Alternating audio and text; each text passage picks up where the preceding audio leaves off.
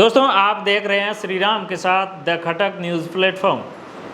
चर्चा में है पश्चिम के देशों का पश्चिम के युद्ध में शामिल होना। जी हाँ दोस्तों, ट्रंप जो कुछ समय से अपने अलाइज से ईरान युद्ध को लेकर मदद की गुहार लगा रहे थे, उन्हें वह मदद मिल चुकी है। ट्रंप ने बीते कुछ दिनों में मदद का आह्वान किया था और नाटो अलाइज ने कड़े शब्दों में ना बोला था।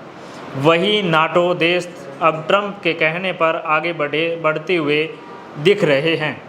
यूरोप और Japan ready to join effort to secure strait of Hormuz committed as NATO allies.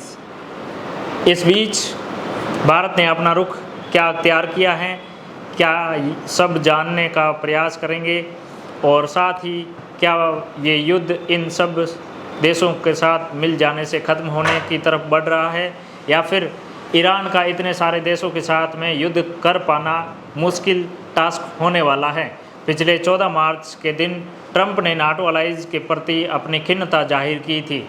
NATO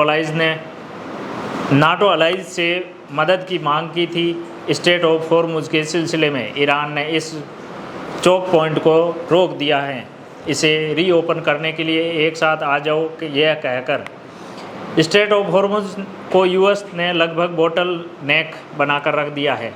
ऐसा समझ लीजिए कि दुनिया की 20% ऊर्जा आवश्यकता सिर्फ स्ट्रेट ऑफ हॉर्मुज से पूरी होती है और उस बोटल नेक को रीओपन करवाने के लिए यूएस ने सभी यूरोपियन देशों को युद्ध में शामिल होने के लिए मजबूर कर दिया है। लेकिन इसके बावजूद भी यूरोपियन देश भी युद्ध में शामिल होने से इनकार कर देते हैं, जिससे खिसियाए ट्रंप का पारा बढ़ जाता है। 16 मार्च तक ये हालात थे कि सभी अलाइज कंट्रीज़ ने साफ इनकार कर दिया था कि हम आपके साथ नहीं आएंगे। उन्होंने कहा था कि ये युद्ध हमारा नहीं है, लेकिन फिर पासा कैसे पलट गया। फिर 6 देश UK, France, Germany, Italy, Netherland और जापान ने स्ट्रेट ऑफ हॉर्मुज से निकलने वाले जहाज़ों की सुरक्षा के लिए सैन्य और कूटनीतिक सहायता देने के पक्ष में हामी भरी है। मतलब यह है कि अब ये 6 देश भी अपनी सेना भेजेंगे और डिप्लोमेसी का रास्ता अख्तियार करेंगे। इन देशों ने ईरान द्वारा किए गए हमलों की निंदा की है, ना कि ईरान पर हुए हमलों की निंदा करना। इन देशों का कहना है कि ईरान द्वारा किए गए मिडल ईस्ट पर हमलों से वैश्विक ऊर्जा आवश्यकता पर काफ़ी असर पड़ा है। हमने आपको कल अवगत करवाया था कि कतर की मुख्य एलएनजी रिफाइनरी पर ईरान ने हमला किया। तब उस स्थिति में लगभग 20% वैश्विक ऊर्जा आपूर्ति पर असर पड़ा है। खेल समझ रहे हो इसके बीच का। इन सब का पहले जब नाटो अलाइज साथ आने से इनकार कर रहे थे, तब इजराइल ने ईरान में स्थित साउथ पार्स नामक रिफाइनरी पर हमला कर दिया था। इसका बदला ईरान ने कतर की रिफाइनरी पर हमला करके ले लिया। कतर की रिफाइनरी पर हमला होने से दुनिया भर की ऊर्जा आपूर्ति में बाधा खड़ी हो गई। एक तरफ स्ट्रेट ऑफ हॉर्मुज रुक गया तो दूसरी तरफ प्रोडक्शन ही रुक गया। इन 6 देशों ने एक जॉइंट स्टेटमेंट जारी करते हुए कहा है कि हम सेफ पास प्रोवाइड करने के लिए प्रतिबद्ध हैं। इस स्टेटमेंट से अमेरिका वैश्विक पटल पर भी अपनी बढ़त बना लेगा कि हमारे साथ वैश्विक सुपर पावर देश भी सम्मिलित हैं।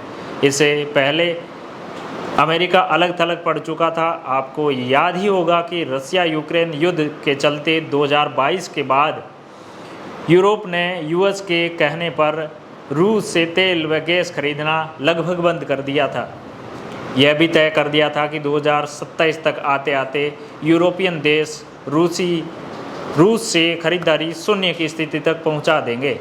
एलएनजी गैस पर भारत की निर्भरता अत्यधिक कम हो सकती है, लेकिन यूरोप जो टेम्परेट जोन पर स्थित होने की वजह से वहीं सर्दी व बर्फ़ अत्यधिक होती हैं और इस स्थिति में घरों को गर्म रखने के लिए मीथेन गैस यानी कि एलएनजी की आवश्यकता रहती है। रूस यूरोपियंस के लिए सबसे बड़ा सप्लायर हुआ करता था। अमेरिका ने रूस से एलएनजी खरीदना बंद करवा दिया। इसका अल्टरनेट देश के तौर पर नॉर्वे और स्वयं अमेरिका बनकर उभरे। यूएस यूरोप के लिए सप्लायर बन गया। नॉर्वे अतिरिक्त यूरोप की कुल एलएनजी आवश्यकता का जितना इंपोर्ट होता है, इसका अधिकांश भाग लगभग 80% अकेले अगले 30 साल तक 2030 तक अमेरिका अकेले करने वाला है। आप सोच कर देखिए, डिप्लोमेसी और डिपेंडेंसी पर आप पूर्णतः एक ही देश पर निर्भर हैं, तो नेगोशिएशन पावर कितनी हाई हो सकती है अमेरिका की। आज स्ट्रेट ऑफ हॉर्मुज से लगभग भारत 40% इंपोर्ट करता है। सोचिए, अगर 80% निर्भरता भारत की स्ट्रेट ऑफ हॉर्मुज पर बढ़ जाती तो देश का क्या हाल होता। जो हाल आज जापान के साथ हो रहा है, जापान लगभग 75% ऑयल स्ट्रेट ऑफ हॉर्मुज के माध्यम से ट्रांसपोर्ट करता है। ये रास्ता बाधित हुआ तो जापान की इकोनॉमी पर असर देखने को मिलने लग गया। यूएस ने पहले जब यूरोपियंस को इनवाइट किया तब यूरोपियंस ने मना कर दिया, फिर जब उन्होंने इनकार कर दिया तब अमेरिका ने भी यूरोप के लिए एलएनजी का एक्सपोर्ट रोक दिया। तब यूरोप को समझ आया कि समस्या सिर्फ यूएस की नहीं है, भारत भी लगभग 85% अपनी ऊर्जा आवश्यकता इंपोर्ट करता है, जिसको तकरीबन 40 अलग अलग देशों से आयात किया जाता है। इसलिए भारत की इकोनॉमी पर ज़्यादा इफ़ेक्ट देखने को नहीं मिल रहा है। अन्यथा ऐसा नहीं होता कि भारत आज इतनी सर्वाइवल मोड पे खड़ा है और कीमतें इतनी भी इजाफा नहीं कर रही है जितना वास्तविक आस पड़ोस के देशों में हो रही है। आस पड़ोस के जैसे पाकिस्तान और अन्य देशों में जैसे अफ़गानिस्तान है, वहाँ की जो पेट्रोलियम की कीमतें हैं इतनी इजाफा कर चुकी हैं कि वहाँ पे लगभग वर्क फ्रॉम होम की स्थिति आ पड़ी है। इसके बियॉन्ड भी एक पहल जो भारत ने की है, वो बांग्लादेश के साथ में 5000 मीट्रिक टन डीजल सप्लाई किया है एज ए फ्रेंडली नेशन होने के नाते, जो 60 रुपये प्रति लीटर के हिसाब से पेमेंट लिया गया है। जैसा कि भारत में डीजल की कीमतें 100 के पार है, लेकिन पड़ोसी देश से 60 रुपये प्रति लीटर ही लिया जा रहा है। ये पड़ोसी होने के नाते एक डिप्लोमेटिक स्ट्रेटजी भी भारत पालन करता आया है।